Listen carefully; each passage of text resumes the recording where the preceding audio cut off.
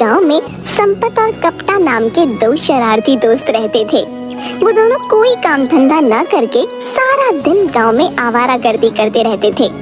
गांव का मुखिया उन दोनों से बहुत परेशान था। एक दिन संपत और कपटा कालिया की दुकान पर चाय पी रहे थे कि तभी कालिया उन दोनों से बोला, तुम दोनों कोई काम धंधा तो करते नहीं हो, सारा दिन बस ऐसे ही आवारागर्दी करते रहते हो। मेरी समझ में नहीं आता कि आखिर तुम दोनों का खर्चा कैसे चलता है भाई। तेरा काम है चाय बनाना, चाय बना और अपने काम से काम रख, समझा? संपत सही कह रहा कालिया, आखिर तू हमसे ये सब क्यों पूछ रहा है? हमने तो तेरी चाय भी उधार नहीं पी, रोज तेरे मुंह पर पैसे मार के जाते। अरे नहीं भैया, ऐसी कोई बात नहीं, तुम दोनों तो बेवजह नाराज हो गए, मैं तो बस ऐसे ही पूछ रहा था। ओए तेरी हिम्मत भी कैसे हुई पूछने की? अबे क्या हमने कभी तुझसे पूछा है कि जिस दिन तेरी बिक्री नहीं होती उस दिन तेरे घर पर शाम को चूल्हा कैसे जलता है? मेरा तो चाय का धंधा है संपत भैया, और चाय तो हर आदमी पीता ही पीता है, मेरी तो रोज बिक्री होती है। हमें सब पता है कि तू ये सब बातें हमसे क्यों पूछ रहा है। हाँ, मैं तुझे आखिरी चेतावनी देता हूँ कालिया, अगर तूने हम दोनों से जरूरत से ज्यादा सवाल करने की कोशिश की तो किसी दिन तुझे तेरी चाय की दुकान के साथ तोड़ फोड़ कर सड़क पर फेंक देंगे। हाँ, किसे दुकान के साथ तोड़ कर फेंक देगा कपटा? आप ही बताओ मुखिया जी, हैं? ये हमसे पूछ रहा है कि हम दोनों कुछ काम धंधा तो करते नहीं है, फिर भी हमारा खर्चा कैसे चलता है? भला इसकी हिम्मत कैसे हुई ये सवाल पूछने की? तो उसने गलत क्या पूछा है? बिल्कुल सही पूछा है। तुम दोनों दिन भर निठल्ले आवाराओं की तरह पूरे गांव में मटर गश्ती करते रहते हो, हैं? लड़कियां छेड़ने के अलावा तुम्हारे पास और कोई काम नहीं है, लेकिन कपड़े और जूते तुम सब ब्रांडेड पहनते हो भैया। अरे हमारा शहर में कपड़े का काम चलता है, कभी शहर की शक्ल भी देखी है तूने कपटा? हैं? मुझे सब पता है कि तेरा और संपत का खर्चा कैसे चलता है। बस एक बात मेरी गांठ बांध कर रख लेना, 5 दिन बाद 15 अगस्त है, मैं बस 15 अगस्त तक ही चुप बैठा हूँ, उसके बाद मैं तुम दोनों की खबर लूंगा, और खास तौर से कपटा तेरी, मेरी आंखों से कुछ भी छुपा हुआ नहीं है। बोल तो ऐसा रहा है जैसे कि 15 अगस्त के दिन गांव में कोई मंत्री झंडा फहराने के लिए आ रहा है। बिल्कुल सही कह रहे हो कप्ता भाई, आपको पता नहीं कि शहर से एक बहुत बड़ा मंत्री 15 अगस्त वाले दिन हमारे गांव में झंडा फहराने आ रहा है। मुखिया जी ने 15 अगस्त पर सारे गांव वालों को दावत दी है, हर घर में लड्डू बांटे जाएंगे। अबे ये मुखिया पागल हो गया क्या है? अचानक से इसके अंदर इतनी देशभक्ति कैसे सवार हो गई यार? अरे कोई देशभक्ति सवार नहीं हुई मुखिया पर, जरूर इसे उस मंत्री से कुछ काम निकलवाना होगा और कुछ नहीं। तू यहीं बैठ, मैं तो चला अपने काम पर, चाहे तो एक कप चाय और पी लेना। मुझे सब पता है कि तुझे कौन से काम पे जाना है। जब तुझे पता ही है तो फिर तो बोल क्यों रहा है? देख कप्ता, मुखिया की बातों से मुझे ऐसा लग रहा है कि जैसे उसे तुझ पर शक हो गया है कि तेरा और उसकी बेटी बिंदिया का चक्कर चल रहा है। अरे बिंदिया मुझसे प्यार करती है, एक ना एक दिन तो ये बात मुखिया को पता लगनी ही थी, तो इसमें इतनी परेशानी की क्या बात है? अरे बेवकूफ, बिंदिया तुझे रोज रोज मुखिया की तिजोरी से निकाल कर पैसे जो देती है, उसके बारे में अगर कहीं मुखिया को भनक लग गई तो मुखिया हम दोनों को बहुत पीटेगा, और हमारा तो इस गांव में कोई हिमायती भी नहीं है, सभी लोग हम दोनों से जलते हैं। तू समझता क्यों नहीं मेरी बात को? मैं तेरी कोई बात नहीं समझ रहा हूँ, तू आखिर कहना क्या चाह रहा है? मुझे लगता है कि मुखिया को यह भी शक हो गया कि बिंदिया तुझे मुखिया की तिजोरी से चोरी करके पैसे देती है, और उसी से हम दोनों सारा दिन मौज मस्ती करते रहते हैं। अरे तो वो पैसा कौन सा मुखिया की मेहनत की कमाई का है? सारा का सारा पैसा जनता की लूटी हुई कमाई का ही तो है। तू घबरा मत, मैं आज ही बिंदिया से इस बारे में बात करता हूँ।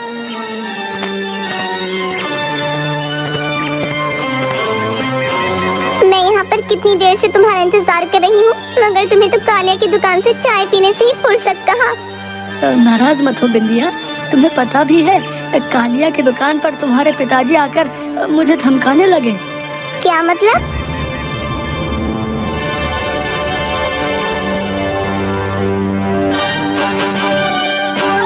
मुझे भी कुछ दिनों से ऐसा लग रहा है कप्ता कि पिताजी को शक हो गया है कि उनकी तिजोरी से पैसे मैं निकाल रही हूँ। लेकिन तुम तो बोल रही थी कि मुखिया जी तिजोरी में जो पैसे रखते हैं वो गिनकर नहीं रखते। अरे हो सकता है आप गिन कर रखने लगे हो और मैंने इस बात पर ध्यान ना दिया हो। वो सब बातें छोड़ो बिंदिया, मुझे 2000 रुपए की सख्त जरूरत है। पिताजी ने कुछ गलत नहीं कहा। तुमसे शादी के बाद भी क्या पता तुम मुझसे ऐसे ही पैसे मांगोगे और ऐसे ही पूरे दिन गांव में आवारागर्दी करते फिरोगे। अरे नहीं नहीं बिंदिया, मुखिया जी के पास इतना काला पैसा है, वो किस काम आएगा। उन पैसों में से ही मैं कोई कारोबार कर लूंगा। खबरदार, जो मेरे पिताजी के पैसे को काला पैसा कहा। मैंने तुमसे कितनी बार कहा है, मेरे पिताजी कोई भ्रष्टाचारी नहीं है। हम खानदानी अमीर हैं। हमारे दादा परदादा की पुश्तैनी हवेली अभी भी पड़ोस के गांव में ऐसे ही खाली पड़ी हुई है। अरे वाह, तो शादी के बाद हम दोनों उसी हवेली में जाकर रहेंगे। लेकिन मुझे नहीं लगता कि मेरा विवाह तुमसे हो पाएगा। क्या मतलब, ये क्या कह रही हो तुम? मैंने कल पिताजी को फोन पर बातें करते सुना था। वो बोल रहे थे कि 15 अगस्त के दिन कोई मंत्री झंडा फहराने के लिए हमारे गांव में आने वाला है। अरे वो तो मुझे भी पता है। तुम्हारे पिताजी 15 अगस्त के बाद ही तो मुझे देख लेने की धमकी दे रहे थे। शायद उन्होंने तुम्हें पूरी बात नहीं बताई। मंत्री के साथ साथ उसका बेटा भी आने वाला है। पिताजी चाहते हैं कि मेरा हाथ मंत्री जी के बेटे को सौंप दिया जाए और जल्द से जल्द विवाह कर दिया जाए। कप्ता, मैं तुम्हारे अलावा किसी और से विवाह करने के बारे में सोच भी नहीं सकती। तुम जाकर पिताजी से बात क्यों नहीं करते? अरे पागल हो गई हो क्या? अगर मैंने अपनी शादी की बात उनसे की तो वो मेरा पीट पीट कर बुरा हाल कर देंगे। मैं तुम्हें इतने पैसे दे चुकी हूँ। अगर तुम उन्हीं पैसों से कोई कारोबार कर लेते तो आज अच्छा खासा कमा रहे होते। लेकिन तुम तो बस अपने दोस्त संपत के साथ आवारागर्दी करते रहते हो। मुझे कुछ नहीं पता। 15 अगस्त के बाद पिताजी मेरा विवाह मंत्री के बेटे से तय कर देंगे और अगर ऐसा हुआ तो मैं अपनी जान दे दूंगी। इतना बोलकर बिंदिया ने 2000 रुपए कप्ता को थमा दिए और आंखों में आंसू लिए वहाँ से चली गई। कप्ता अपना सर पकड़कर तालाब के किनारे बैठ गया। तभी कप्ता के कानों में संपत की आवाज टकराई। इस तरह तालाब के किनारे बैठकर चिंतित होने से कुछ नहीं होने वाला। ये गलत बात है संपत। कितनी बार कहा है कि मेरी और बिंदिया की चुपके चुपके बातें मत सुना कर। अरे मैं तो बस ये देखने आया था कि बिंदिया ने तुझे 2000 रुपए दिए कि नहीं। लेकिन यहाँ अगर तो मुझे नई बात ही सुनने को मिल गई। तू तो मेरा दोस्त है यार, कुछ कर। अगर बिंदिया की शादी कहीं और हो गई तो वो मेरे बिना जीवित नहीं रह पाएगी और मैं भी। अरे अरे अरे, अपने घड़ियाली आंसू बहाना बंद कर बे। मैं तुझे अच्छी तरह से जानता हूँ। तुझे तो सिर्फ इस बात की चिंता है कि अगर बिंदिया का विवाह किसी और से हो गया तो फिर तुझे जेब का खर्चा कौन देगा। संपत, मैं वाकई बिंदिया से प्यार करता हूँ यार, और तू मेरी मदद करने के बजाय मुझे ही उल्टा सीधा बोल रहा है। चिंता मत कर, मेरे पास एक उपाय है। कैसा उपाय? यहाँ आने से पहले मैं मुखिया के घर पर नजर रखने के लिए गया था कि वो घर पर है या नहीं, जो मैं तेरे लिए हमेशा करता हूँ। और मैंने मुखिया को अपनी पत्नी से बातचीत करते हुए सुना कि 15 अगस्त वाले दिन शहर से मंत्री अपने बेटे के साथ आने वाला है। अरे तो इसमें नई बात क्या है? ये तो मुझे भी पता है। नई बात है कप्ता, और वो ये कि मंत्री अपने साथ नोटों से भरा एक बैग भी लाने वाला है जिसमें बहुत सारे पैसे हैं। भला मंत्री पैसों से भरा बैग यहाँ क्यों लेके आएगा? एक बार को मेरे मन में भी यही विचार आया था, लेकिन फिर मैंने मुखिया की बातें गौर से सुनी। वो पैसा चंदे का पैसा है। समझ गया, तू कहना चाह रहा है कि पार्टी फंड का पैसा है। मुखिया जरूर पार्टी फंड के पैसे को 1 नंबर में कन्वर्ट करता होगा। बिल्कुल सही समझा। वो सब तो ठीक है, लेकिन इसमें मेरा क्या फायदा है? अरे बेवकूफ, हम दोनों का फायदा है। देख, 15 अगस्त के दिन मुखिया ने सभी गांव के लोगों को बुलाया है। वो एक मैदान में मंत्री के साथ झंडा फहराने वाला है। गांव के सभी लोग उस मैदान में मौजूद होंगे और वो मंत्री और उसका बेटा भी। बस उसी मौके का फायदा उठाकर हम दोनों चुपके से मुखिया के घर से नोटों भरा बैग चुरा लेंगे। कुछ पैसे उसमें से मैं रख लूंगा, बाकी सारे पैसे तू रख लेना, और उसके बाद बड़ी शान से तू उसकी बेटी का हाथ मांग लेना। बात तो तेरी सही है, लेकिन अगर कहीं पकड़े गए तो? अरे पकड़ेगा कौन है हैं? और वैसे भी मुझे पूरा यकीन है वो सारा पैसा ब्लैक मनी ही होगा। और बढ़िया बात तो ये है कि वो मंत्री पुलिस में इसकी रिपोर्ट तक दर्ज नहीं कराएगा।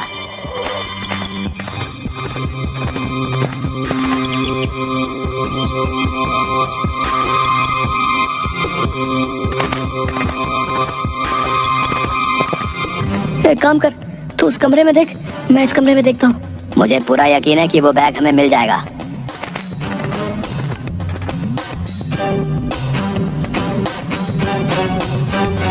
कप्ता इधर आ, मुझे बैग मिल गया। इसको खोल के तो देख, इसमें पैसे हैं भी या नहीं। अबे तूने मुझे पागल समझा क्या?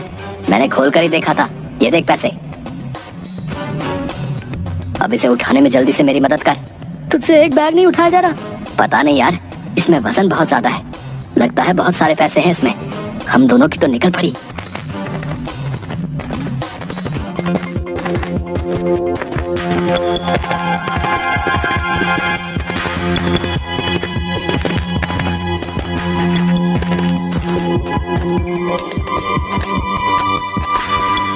कप्ता, इसमें तो सिर्फ ऊपर ही कुछ नोटों के बंडल रखे हुए हैं और नोटों के बंडल के नीचे तो हथियार हैं। हाँ यार, अब क्या करें?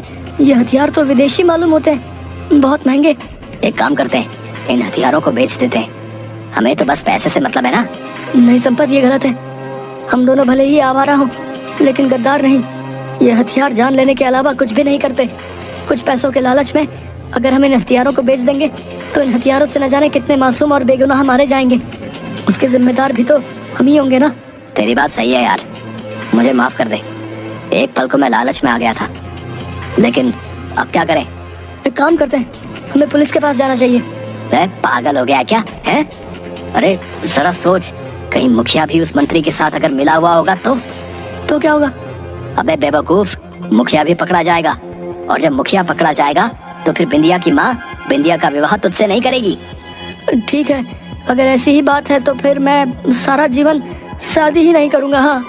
अबे तेरा दिमाग फिर गया क्या? ये अचानक तेरे अंदर इतनी देशभक्ति कैसे सवार हो गई?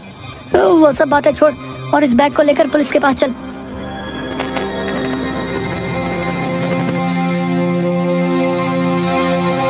अब समझा, हम इस बैग को हर जगह तलाश रहे थे मगर हमें नहीं मिला।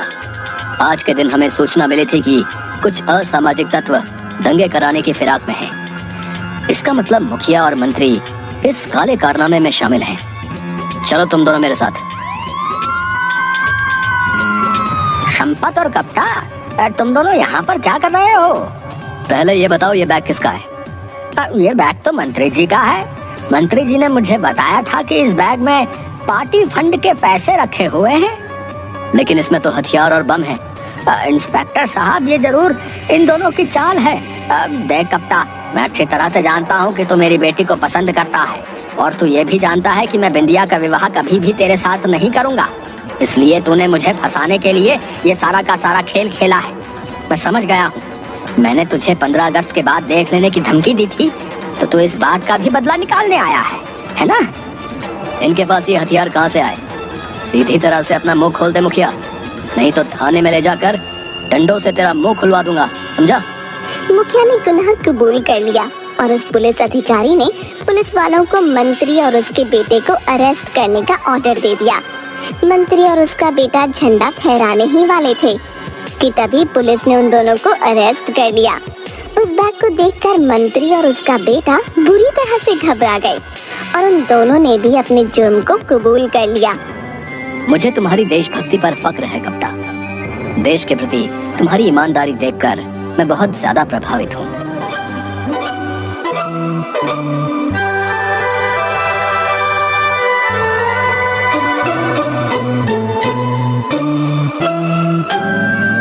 मुझे माफ कर दो माँ, मैं देश के लिए अपने प्यार को भी कुर्बान कर सकता हूँ।